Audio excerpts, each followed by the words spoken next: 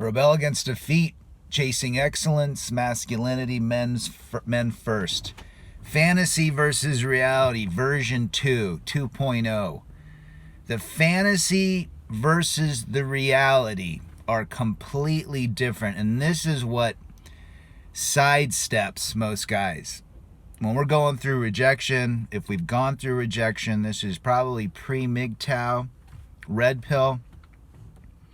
We have this idea that the person that's rejecting us, wife, girlfriend, fiance, when they begin to reject us, it's a psychology standpoint. There's a push and pull. So they're pulling away, and our psychology says to push towards them. It's just an instinct. It's something to do with the fear of loss, familiarity, things like that. There's a lot of psychology behind it. But the bottom line is this: if they pull away, we push. If we pull away, they push towards us. But then we get stuck on this fantasy of this woman in our life and how amazing she is. We forget everything from a reality standpoint. We forget what happened in our relationship. We forget how that they showed up to be a girlfriend and a wife and quit doing their duties. We forget the bad things that occurred. We forget how how we were trying to be tamed by our women. And then we resort to this fantasy, this one-itis, that they have the key to our heart, the key to our happiness. And if they reject us and divorce us, we've got to fight back for them. And we all tried. I mean, at my point, sure, I tried. I had a family. I had a nuclear family. I wanted it kept together. I believe there's value in that. I think men see that more than women. That's why we don't monkey branch. That's why we don't quit. That's why we stay connected. That's why we want to continue our legacy through our children and so forth. But it's very difficult in today's world, as we all know, especially the relationships, marriages, and so forth. So take a look at the fantasy and the reality. And if you're struggling, or if you know people that are struggling, they've got that person, that man's got a woman perched up on a pedestal that she can do no wrong. He's thinking about when he first met her. He's thinking about his honeymoon. He's thinking about the good times. He's not thinking about all the times in reality that it was a shit show. He's not thinking of all the times that he was unsupportive, underappreciated, nagged at, yelled at, belittled. He's not thinking about when, for the majority of his relationship, he didn't have a team player on his side.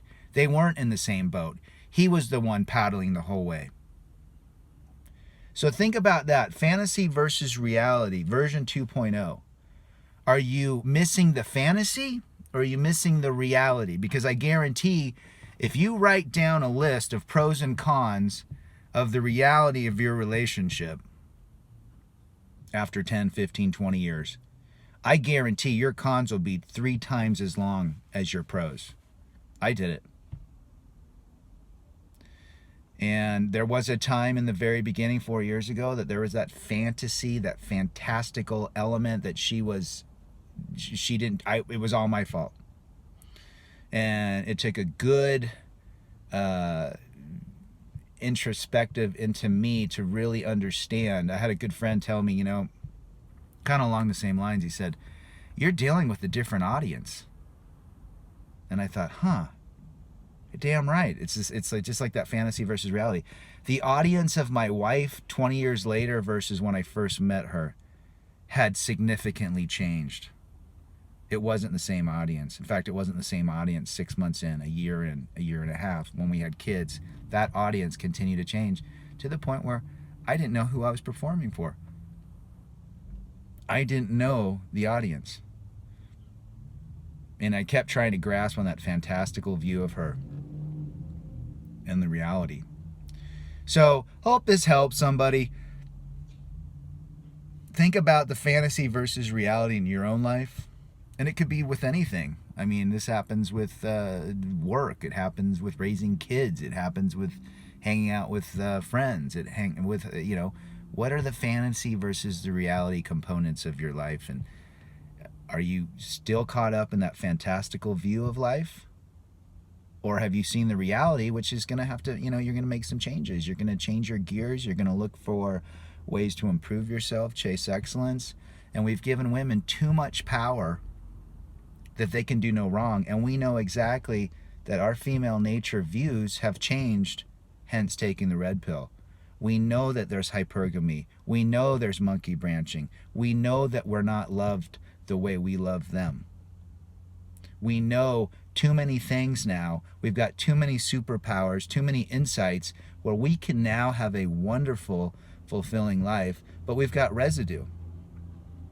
Especially MGTOW red pill guys, however long they've been, the guys that write book and have content, we're all going through this together, and there's going to be that residual aspect where we're making sense of everything, and we're moving along, but we're still holding a few boulders in that backpack, and the pack's getting lighter, and the journey's getting funner, and we continue on this journey, and we're going to make it through. That's my video for today. Chase excellence, rebel against defeat. Men first.